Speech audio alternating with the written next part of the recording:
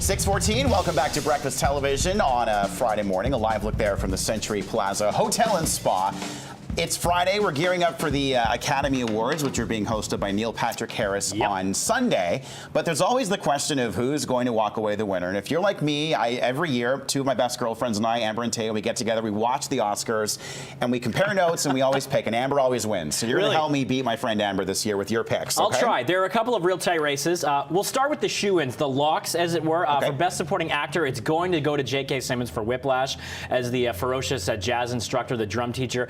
He will win it. He's been winning all the accolades so far for that role. And Patricia Arquette, basically a shoe-in, a lock for Boyhood in Best Supporting Actress. But easy. Now, there's four other major categories to get through here, starting off with Best Actress. This also looks to be a shoo-in. I mean, you've got a great list of people here. Reese Witherspoon was fantastic in Wild. Rosamund Pike, Scene Stealing, Gone Girl. But it's going to go to Julianne Moore in Still Alice. She plays a linguistics professor with a terrible diagnosis of early onset Alzheimer's. Arguably her finest role, and it will land her an Oscar, no doubt. It's a heartbreaking role, and she brings such poise to it. And it's a very challenging subject matter, obviously, because you know that it's not going to end well. But I think it breaks down a lot of stigma when it comes to Alzheimer's and discussing debilitating conditions like that. And to see her go from this sort of vibrant professor who's got her life together and her mind slowly escape and her lose grasp on her even simple things like going to the bathroom and things like that, it's devastating to watch, and that will land her an Oscar.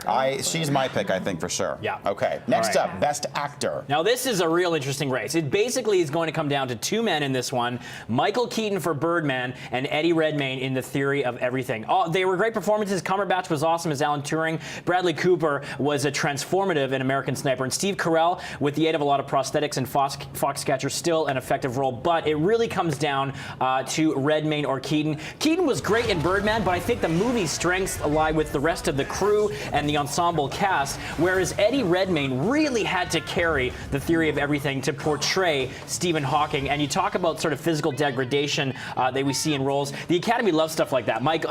Daniel Day-Lewis in My Left Foot, similar roles like that. So I think there was a greater acting feat at stake here, and there was more accomplished by Redmayne. Although Keaton certainly has the momentum. He's been winning a lot of the awards, and they could almost give it to him as a sort of career achievement role, because Keaton may not get a better role than Birdman, whereas Redmayne, he's got a long and successful career ahead of him. But I really think it's going to be coming down to splitting hairs, but I think Redmayne is the stronger actor in that case. Okay, moving on. Best Director. All right, Best Director. I think it's going to be a split for a third time in a row this year with Iñárritu in Birdman. Now, Richard Linklater with Boyhood, he's the talk of the town, obviously, with his 12-year odyssey in Boyhood. He got together the same group of actors for a couple of weeks every year to make this film, including his own daughter, who he cast in the movie. And it was an amazing technical feat of filmmaking, and really showed his passion and the fact that he wanted to bring this story to life. It was an investment of his time and all of his resources. But Iñárritu, with what he did in Birdman, was sensational. I mean, the movie is set up to be all one long shot. I mean, that in itself is an incredible feat in filmmaking when it comes down to editing, cinematography. For a director to have that kind of vision is just amazing. And what he gets out of his actors in Birdman, I think, worthy of an Oscar. So I think they're going to split it this year when it comes to picture and director. I'm saying Iñárritu will get Best Director. And we have to talk about the big category, of course, Best Picture. There's 8 of these up for nominations. There are 8. My personal favorite of the year was Whiplash. That's not going to win, but if anything, try to see all 8 of them, because it's a crop of wonderful films. This race is coming down to Birdman versus Boyhood. Now, Birdman, it's a wonderful film. I mean, Iñárritu, normally known for tackling gritty dramas. He does a comedy in this one. It's a satirical look at Broadway, celebrity culture, journalism. Michael Keaton, this actor who's known for playing a superhero role, trying to launch a Broadway play, dealing with family turmoil, the pressures behind it. But really, I think, Kyle, Boyhood was the strongest film of the year of that crop when it comes to Oscar voters. I think it's just sort of a film that celebrates life. The Academy loves things like that, and it's got a beautiful screenplay that touches on all those themes and what it's like to basically grow up and enter manhood.